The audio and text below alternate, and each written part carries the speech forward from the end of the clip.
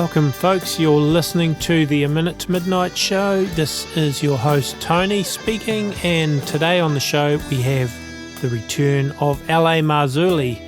I think it was about September last year from memory. That was the last time I had LA as a guest on the show, and since then he's put out a new film and is working on another one. The topics that LA researches are always a bit controversial but thoroughly fascinating, so I hope you enjoy what comes out of today's interview. We welcome back to the Minute to Midnite Show L.A.Marzulli. It's been a while since we last had you on the show, but I always really enjoy catching up with you, so it's really nice to be chatting again today. Well, I appreciate you having me on, Tony. Great to be here. Yes, I know people always love it when we have you on too, so that's awesome. There's a few topics I'd like to cover. First off, since we last spoke to you, you've started a new film series called The Watchman Chronicles. Can you maybe explain to our audience what that is? Absolutely. The Watchman Chronicles is sort of it's my standalone work as a filmmaker. And we did, the backstory of this is I teamed up with Richard Shaw about 5 years ago, and we created the Watchers series. And, you know, we were kind of partners in this thing, and we did actually 11 installments in the Watchers series. And after 11 of them, I just felt it was time for me to move on. We were kind of going in different directions as far as content.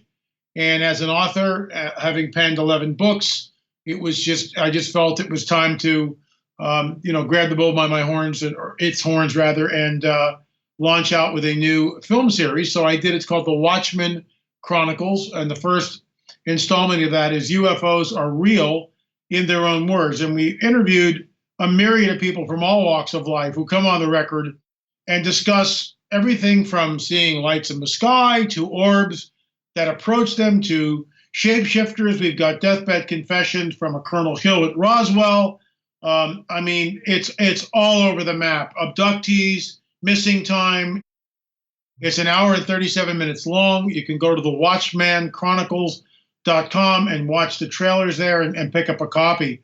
It's been said by several other researchers who are into the paranormal / UFO phenomenon that it may be the best UFO film that they've ever seen, and that's high cotton, if you get my drift. So, high praise, and it's whether it is or not, that's not for me to decide. But it's an hour and 37 minutes long. It's in their own words, people who have actually had one-on-one encounters with something, and that's where the film draws its power from, because it's not just, we heard about this, and this.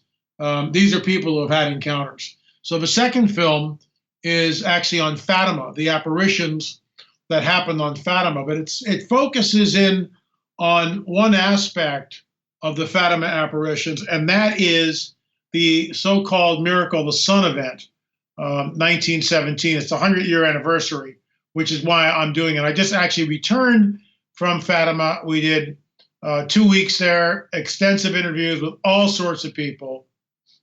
And what was great about this, I'm actually in post-production, I'm in edit mode, but being there and with boots on the ground, Tony, changed everything for me. And I mean that. I mean, it absolutely changed everything. It went from looking at Fatima in one respect to actually creating a disclaimer at the beginning of the film, which basically says this, because they have it queued up. The producer of this film realizes that this work may be deemed controversial even before watching what it will reveal. I want to state here that I am not going to disparage anyone's belief system on any account. That is not my intention. That being said, millions of people gather at Fatima, and this is where I cut to the day that we were there, and there was this huge procession, and people were waving handkerchiefs at the statue and everything else. And then I cut, and I say in the voiceover, millions of Muslims encircle the Kaaba stone in Mecca, millions of Hindus celebrate Guru Puja, millions of Buddhists worship at thousands of temples. people have the right to believe what they want to, and we respect the rights of those who may have different beliefs than we do. But that being said, we focus on what happened at the so-called Miracle of the Sun event. Tony, there were 70,000 people in that field that day. Something happened. Of that, there can be no doubt. But what was it? Was it really the sun dancing in the sky, or was it something else? And we hold to, at least the film and what we've uncovered, is that something else happened in that field 100 years ago. And, you know, we go back to the records, the original records, the witnesses, what people allegedly saw. We go back to the work of Fina D'Armato, who passed away in 2014, excuse me, who in some ways tore the lid off this thing in the late 70s, early 80s, when she began to publish the book. And this is why the film is titled Miracle of the Sun, or a Harbinger of Deception. That's interesting. I imagine you will get some people that won't like it. You know, there'll be a lot of people that are very into this whole thing. I'll be honest, I grew up as a Catholic. I did too. Yeah, and, you know, we always heard about Fatima and Lourdes. They were the two, you know. I didn't know that much about them, but, you know, they were kind of the big things. And so it's really interesting that you're revisiting that. But I know when I was, I'm going to say it, in that whole bondage to Catholicism, I probably would have been one of those that would have questioned you. And so I understand that that's where people will come from. But nevertheless, it's important to actually get the truth out, not just what people want to hear, you know, not itching ears. We've got to have truth. Hey, well, that's the whole point of what we're doing with the film is to go back and look at the original records from 1917. That's the kicker. Without that, everything's up in the air. I mean, everything literally is up in the air, and everything has been changed over the years. And I'm not even going to touch that. But, you know, that's not in the film. We're sticking to what the facts say at the 1917 interrogations, what the witnesses stated. That's what we're looking at. And, you know, until that someone challenges that or tells us that we're you know, all wrong, but apparently this is what the records say. And we have to go by the 1917 records, not the 24 or the 34 or the 41. Can't do it, because as it goes out, as time goes on, the story gets changed, and that's what we see, which is in our opinion is extremely troubling. So we go by the 1917 accounts, which are written, which are there, which and it was really weird, Tony. I tried nailing this down. It seems like some people have access to the records, but then it seems like it's very difficult to get to the records. So we're not sure what the truth of the matter really is. Whether the records have been published in English or not, we don't know. It's 100 years out. And there was, this is a completely different sidebar off the record, but in 1911, there was a site in Wisconsin. And what was interesting about this particular site, it was at a hotel at Lake Delavan, and I went there over 100 years after the fact. These owners of the hotel had dug into one of the Indian mounds and found giant skeletons. And there's actually handwritten notes, which are Xerox, which I have copies of, which talk about this is the people there who are looking at these things, and the head archaeologist at the Historical Society in Madison. And it's just a fascinating romp. The problem is it's over 100 years ago. And so there are no remains. There's nothing there. I spent a week there just combing the files, historical records, everything else. So the point I'm trying to make with that is I've done this. I did it with Ralph Glidden, 1919, almost 100 years ago. He's out on Catalina Island. But I did find 2 9-footers out on that island. And I published those results in my book, On the Trail of the Nephilim. So when you're out 100 years, it's really, really hard to track things down, especially when it's 1917. And there's, maybe there were 2 photographers maybe 2. We're not sure of a number. No one's sure of a number. Were there 2? Were there 5? We don't know. But you got to remember that the cameras used in 1917 were these wooden box cameras. So, and plates going in and out. It's not like today everybody's got a cell phone. Oh, well, look at that. Click, click, click, click, click. No. And so the photographs are few and far between, number one. Number two, and this is what's interesting. We went and we asked this particular docent at one of the sites at Fatima, well, where are the photographs? And she said, well, they're at the sanctuary. Well, who can see them? She says, well, the public can't see them. Only the higher ups can see them. So whether that's true or not, we just don't know. The bottom line is it's very, very difficult to get any real information. And that's why we go back to the 1917 documents, which Fina de Armada had access to, and we kind of stick with those. I mean, everything else is like, well, we're not sure what we're looking at. 1917 is as close to the event as we can. And here's the deal. I'll spill the beans for you now, Tony. During those interviews with people, there are lawyers and doctors. These are men of letters. They are educated. The vast majority of people are uneducated and illiterate. It's 1917. There are not even any airplanes at that time in Portugal, to give you an idea how primitive it is. Yeah. Fatima at that time is called the Cove of Irene, Cova de Era. That's what it's called. So it's this little, it's a village. I mean, dirt roads, stone houses. People make their living tending sheep and growing in the fields. I mean, it's another century, man. It's like, the modern world has not caught up. So you go there now, and there's a sanctuary that's built there, and it's modeled after the Vatican. It can hold upwards of 1 million people at once. So Fatima is on the map, and it's on the map because of the miracle of the sun. That's why it's there. Had nothing happened that day, it would just be another apparition site. And, my research into it was extremely interesting. But the doctor and the lawyers who were there, men of letters, went on record saying they looked up and saw, drum roll please, a dull silver disc. That's what they saw. Mm. And you got to remember, in 1917, there was no words for UFO, flying saucer. It's not there. It's not on a lexicon. There are other aspects of it which are troubling. People look up in the subsequent months prior to the miracle of the sun, so-called miracle of the sun. And again, this is it's a misnomer. It's a tag that a reporter put on the thing. It's like Mothman. No one knows what this thing, Mothman, called itself. But, Batman was really popular, and Superman. And so the reporter who was down in West Virginia covering these apparitions of this strange, enigmatic creature with wings named it Mothman, and it stuck. It's exactly the same thing here. The sun didn't move. Something in front of the sun did. And that's what I'm sticking to. There are no photographs of the so-called miracle. And that gets into a whole conspiracy deal.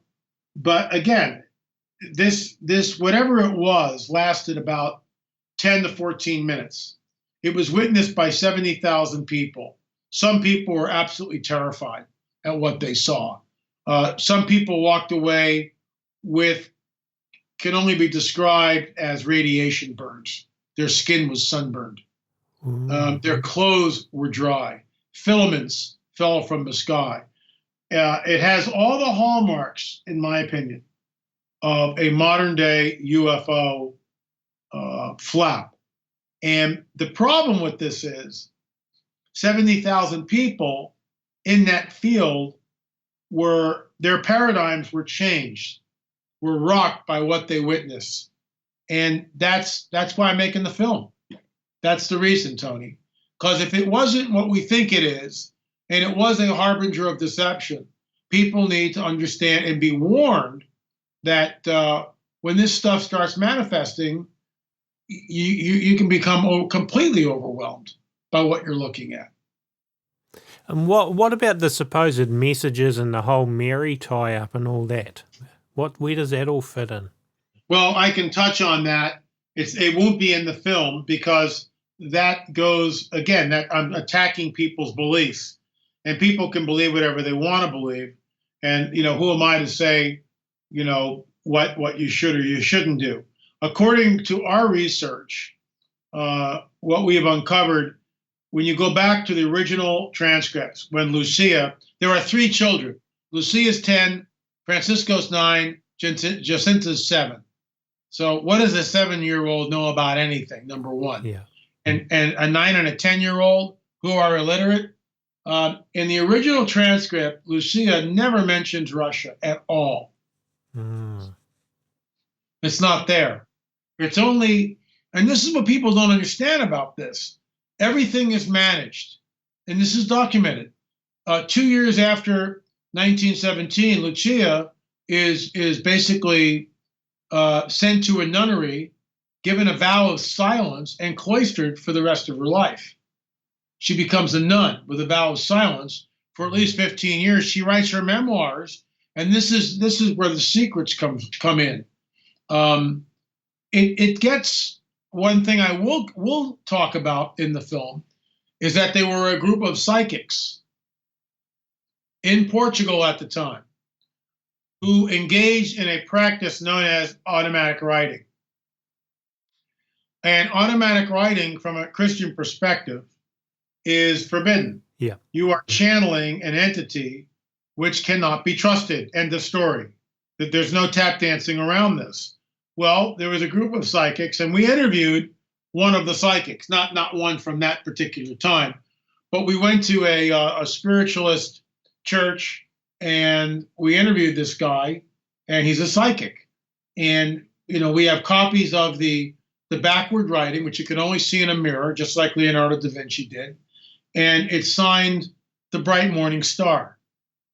And that's controversial too, because the bright morning star can refer to, in the book of Revelation, Jesus. On the other hand, it's also a title used by Lucifer. Yes. And Isaiah. So there was this letter, and these spiritualists, these psychics, published it in the newspaper in Portugal, which is, by the way, still in print. And it's there. And it was basically said on May 13th, something wondrous will happen in Portugal.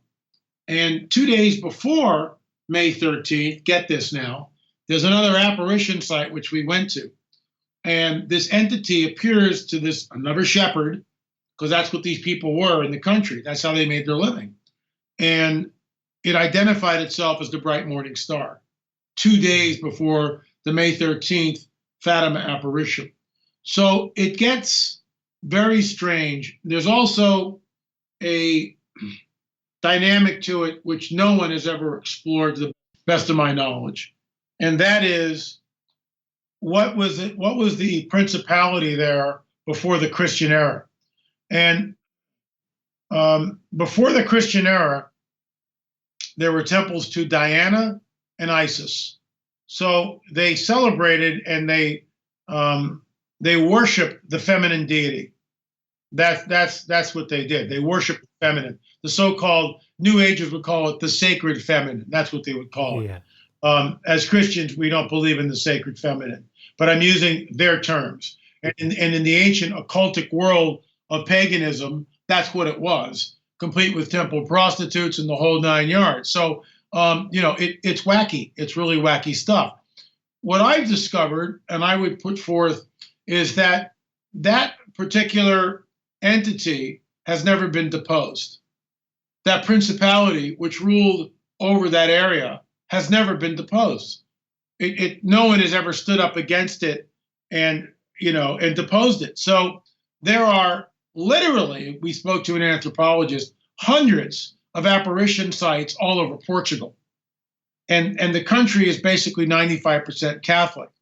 And there are cathedrals and Knights Templar castles and opulence that will make your hair stand up on end from some of these kings, built from the gold from a New World as the ships went out and took the gold from Brazil. I mean, it's just the country is steeped in this. It goes back, like 800 years, 1,000 years, the Templar castles, and before that into antiquity, it goes into the rituals and the high places with the Temple of Diana in southern Portugal, the worship of these feminine deities. So, I mean, there's a term that I have come up with, which I will repeat probably on the air because it's incendiary, but it has to do with maybe what people are actually seeing. There's also a fourth seer, which we may talk about in the film, which most people are not aware of. And the fourth seer declined the invitation of the apparition. And the fourth seer described this childlike being with long blonde hair, and she was not sure whether it was a boy or a girl. So it was very androgynous looking, Yeah. and it spoke to her telepathically, voice to skull. So there's a lot of really, really strange things going on with this. And again, that's why the disclaimer in the very beginning of the film is we're not trying to disparage anyone's belief system. We are only looking at this one particular aspect of it. What do the documents say? What do the witnesses say? What really happened? What is the truth? That sounds fascinating. And so that's due out in September, is that right? Well, hopefully. I mean, it's the end of July. I'm actually about 10 to 12 minutes into the film. It'll be probably about an hour long. We may throw some bonus features in. I've got probably 8 hours worth of filming, maybe more. I don't know. We interviewed like 12 people there, and each interview goes on sometimes 45 minutes to an hour. So there's lots and lots of footage. Obviously, we can't use all that. And I'm in edit mode, which is just time to tear your hair out and figure out. Yeah. Most of it winds up on the cutting room floor. Yeah. That's just the way it works. You got little sound bites, but I got to tell you, the interviews were riveting, and we'll see where it goes. Sounds fascinating. Okay, so we look forward to that. So let's just go back for a minute to the previous one, which was the UFOs. Sure. And Roswell. What can you tell us about the Roswell confession? Well, let me give you the backstory on this because it's absolutely fascinating. I was contacted by a woman who makes her living by going into people who are at the end of life. And she'll go in and she might spend a year, 6 months, 3 months, 2 years. It depends on the client. And she will dismantle their estate if they want it dismantled. She will sell off, pieces of the estate or furnishings or whatever, okay? Items. And she does this for a living. She takes a percentage and gives the rest to the people who are in the process of dying. And one of her clients was this man by the name of Colonel Hill. He was military. He was OSS. That's the precursor of the CIA. And she got to know this guy really well. So much so that, and he entrusted them, Carolyn and her husband Jim, with the ashes of his wife. And they buried the ashes. They were entrusted with the ashes, and they took them to a location and scattered the ashes according to Colonel Hill's wishes. So this was not a casual relationship by any means. They really, Colonel Hill trusted them, and there was a mutual respect and a friendship. Colonel Hill passed away a month after he confided in Carolyn and her husband Jim the story which they related to me. So Carolyn contacted me because she had an item to sell from another client. One thing led to another, and she said, I interviewed this man, and he was like a deathbed confession, and she gave me the backstory. And so we flew to their location, we filmed them. That interview, which I think is riveting, is in the film, and it's Colonel Hill, and it's once again, it's a man who was there. OSS, precursor of the CIA. He was an interrogator in World War II. After the Roswell crash in 1947, he was flown from Dallas-Fort Worth to Roswell, New Mexico. And he told Carolyn and Jim, and they come on the record and tell this in the film. And you can look at their body language. I mean, these people are telling the truth. I mean, they're not like, embellishing things or making up a story. They look right at the camera. Jim's a pastor. He looks right at the camera and says, the story which you're about to hear is true. And Carolyn does a lot of the talking, but Jim chimes in from time to time. And Colonel Hill stated that he was contacted and flown into Roswell, and it was not a weather balloon. He comes on, he told Carolyn and Jim and stated emphatically that what crashed was not a weather balloon. And he had contact, or tried to make contact, with one of these entities who was still alive and was not able to do so. But he tried to make contact with this thing, and Carolyn asked him, well, what did it look like? It had very large head, typical gray, sort of, very large head, large black eyes, short, probably about 4.5 feet tall, very thin arms. It had a one-piece gray, and a one-piece like suit on type of deal, which we've all heard. But it also said one of the distinguishing features, it had 6 fingers. So, there's people that are, running around on some of these talk shows and trying to tell us that Roswell really didn't happen. Roswell case closed, all this kind of nonsense. And what bothers me about it is these people have never done any type of homework. I actually spoke to Jesse Marcel Jr., and that is in my book, Further Evidence. And I spoke to Jesse Marcel Jr. It's actually Dr. Jesse Marcel Jr., who passed away a few years ago. But his father, Jesse Marcel Sr., was the intelligence officer of the 509 bomb group in Roswell, New Mexico. He was the guy that went out to Mac Brazil's ranch and looked at the debris field. He was the guy who brought it, and some of it, in a cardboard box, and before he went back to the base, came home and showed his wife and son what he had retrieved. And that's why when I spoke to Dr. Jesse Marcel Jr. about what he had handled with the wreckage, that's why it wasn't a weather balloon. And it wasn't some other experimental craft. Jesse Marcel Sr. was an intelligence officer. And to think that he would mistake a weather balloon for a UFO, for a flying disc, is absolute nonsense. And the fact that the Army went out with the press release talking about Army recovers disc, there you go. And then 24 hours later, they start the backstory. So, these people that are out there, they do a great disservice because they act like they know it all. And I'm not saying I know it all, but I mean, I've done my homework. I'm constantly looking and researching different aspects of it. And, I spoke to Jesse Marcel Jr. on the record, and that interview is in my book. I went and spoke to Jim and Carolyn Rankin and got their testimony from Colonel Hill on film. And that's in the new film, The Watchman Chronicles. So, I mean, that's what investigation is about. That's what real research is about. Going out in the field and digging in the dirt, literally sometimes, and other times, talking to people and doing interviews and getting the information and going where the facts lead. And that's what we've always tried to do in our Watchers series. That's what I'm trying to do with the Watchman Chronicles, obviously in their own words. And it's amazing how some of these, these so-called, Christian ministries won't have anything to do with it. They don't want to hear about it, not interested in it. They won't have me on. But we just get the word out any way we can. And people look at the evidence and they can judge it how they want to judge it. They can raise ipsa loquitur. The thing speaks for itself. And it does. When you look at someone like Al Matthews, who is in some ways the centerpiece of the film, The Watchman Chronicles, in their own words, Al comes on the record.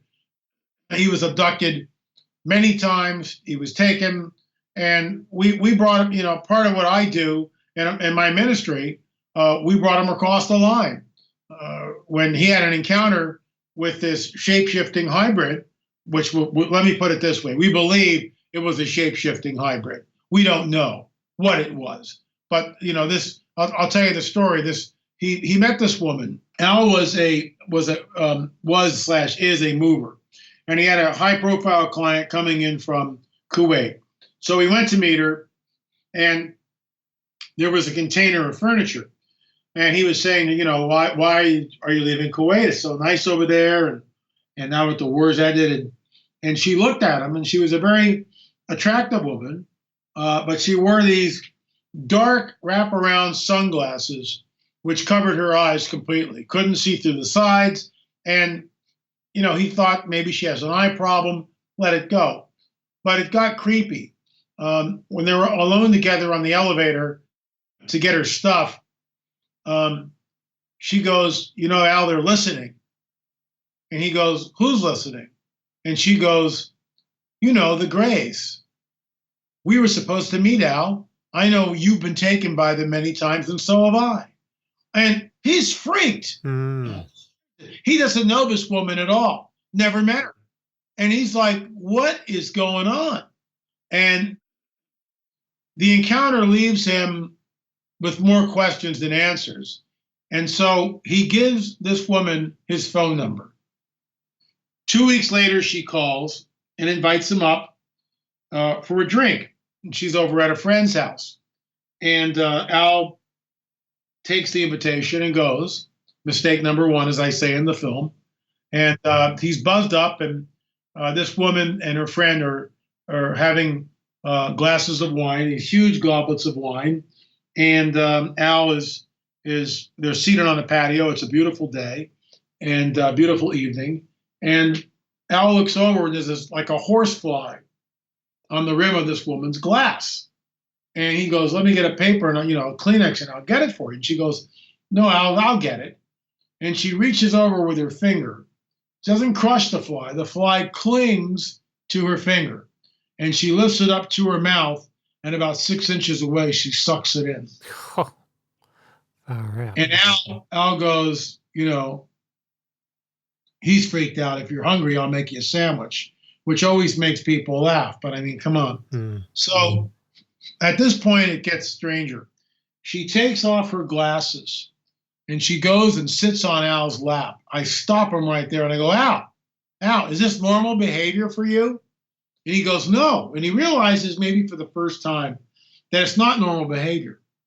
And so I go, Al, you got a girlfriend. Would you normally allow something like this? And he goes, no. So he's very defensive, and he's like realizing that things are happening which shouldn't be happening. And she leans forward to kiss him, and he pushes her away. And when he pushes her away, her eyes shift. They were just brown, normal eyes, and they go into like reptilian eyes. And that's what he describes it. And at that point, she lets out, he goes, what was that?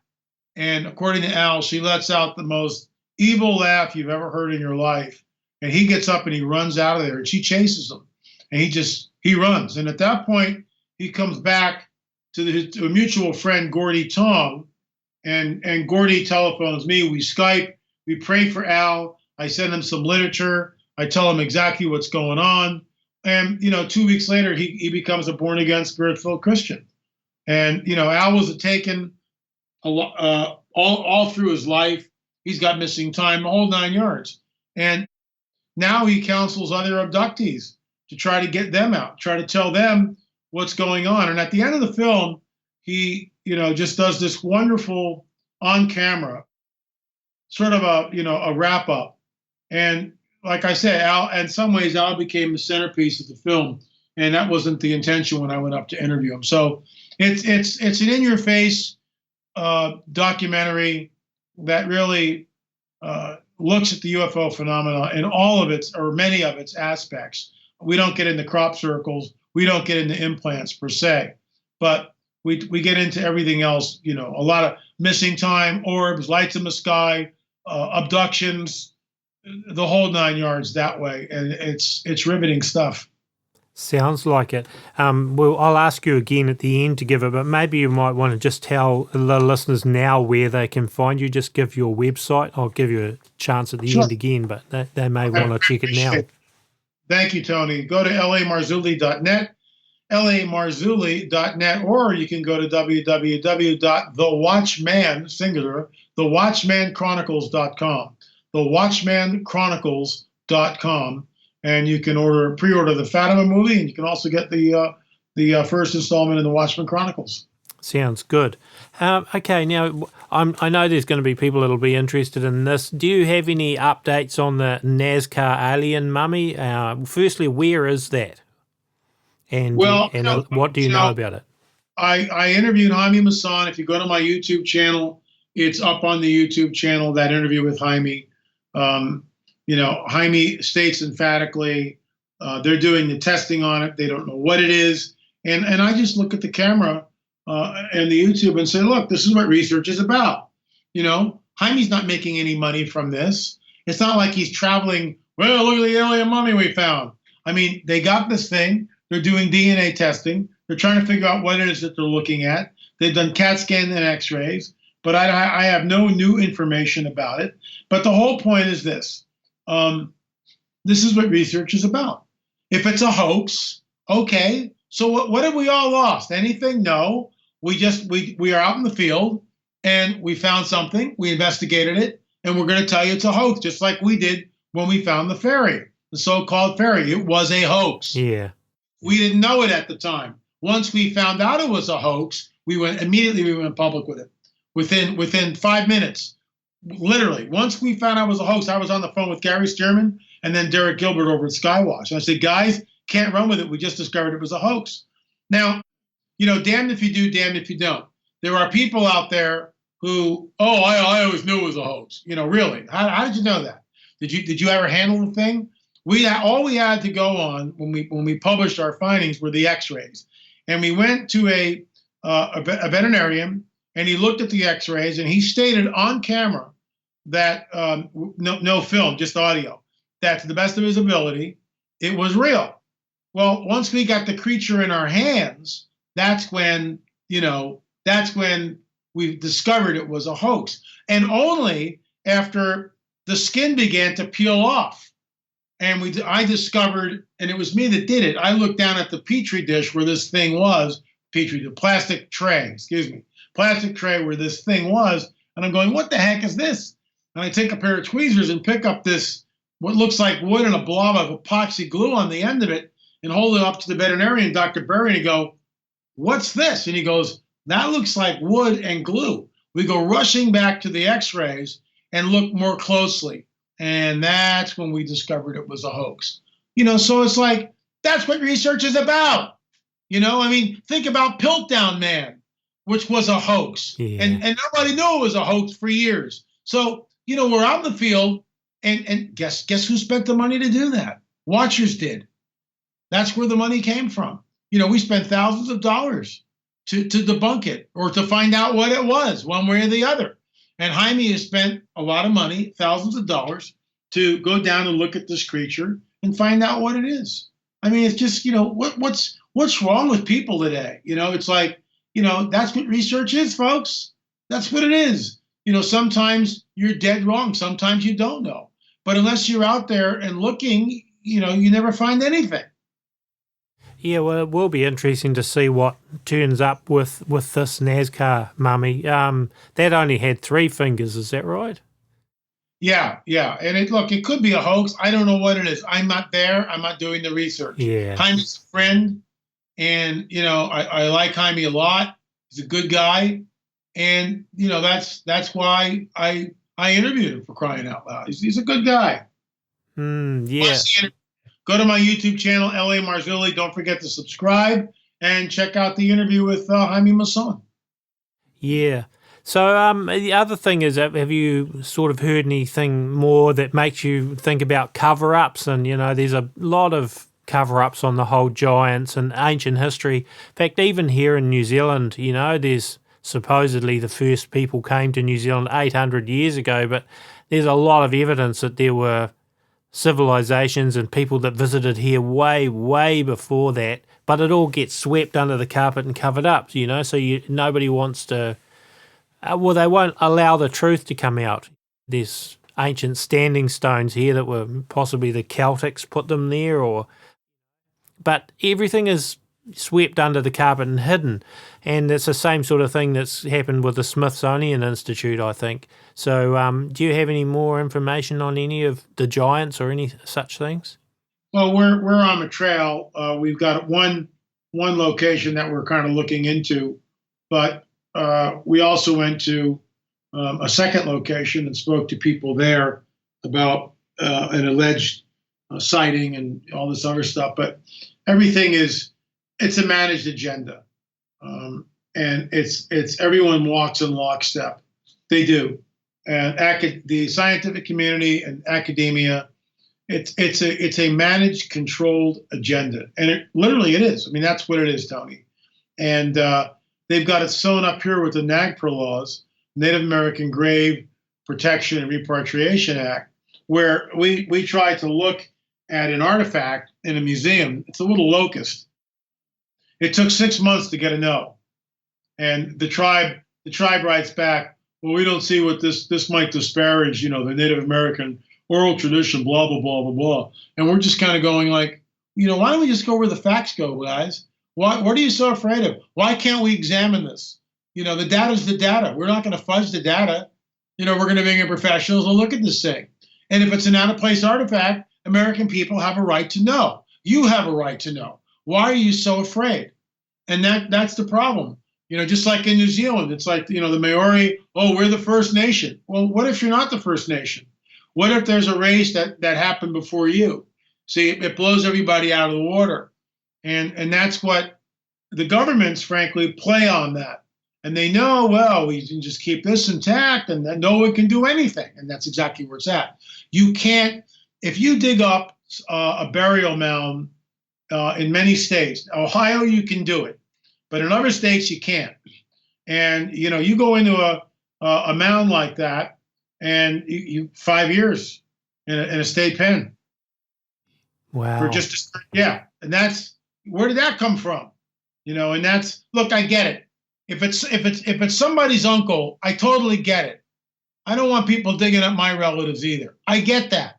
But if they're not your relatives and there's something else there, and what really drives me nuts is that a lot of this ties back into the Native American oral tradition, that there were giants, red-headed giants. I mean, the pilots talk about Sitika, and that's the red-haired giant that were cannibals. I mean, that's in their oral tradition. So why won't you let us go out and find them, for crying out loud? So it's frustrating, but that's why we're on the trail. Yeah, like you say, it's a managed agenda, and they don't want history rewritten, especially if it happens to coincide with the Bible traditions and what's recorded there as to what history was, because obviously that means you have to start believing in the Bible and being the Word of God and such like, which I don't think they want to do. Well, that's really what's at stake here. It's there. Look, there's apparently 1.8 billion Christians in the world. Out of the 1.8 billion, there's only a remnant that really believe in the supernatural and the supernatural God and the miracles of the Bible and the prophecies that are there and the fact that Jesus is going to return at some point. And frankly, I think it's soon, because this thing can't go on the way it's going without something, giving on some level. So. Yeah, and with the situation in the Middle East, even around the whole Temple Mount thing is really interesting. I agree, absolutely. Yes, it'll be interesting to watch. Did you have anything else that you wanted to talk about? Well, once the movie comes out, I'd like to come back on again, if that's okay, and discuss the movie, kind of point by point, and give people an opportunity to buy it if they so choose. That's absolutely, well, we definitely be wanting to do that for sure. So, it's been really very interesting talking to you again.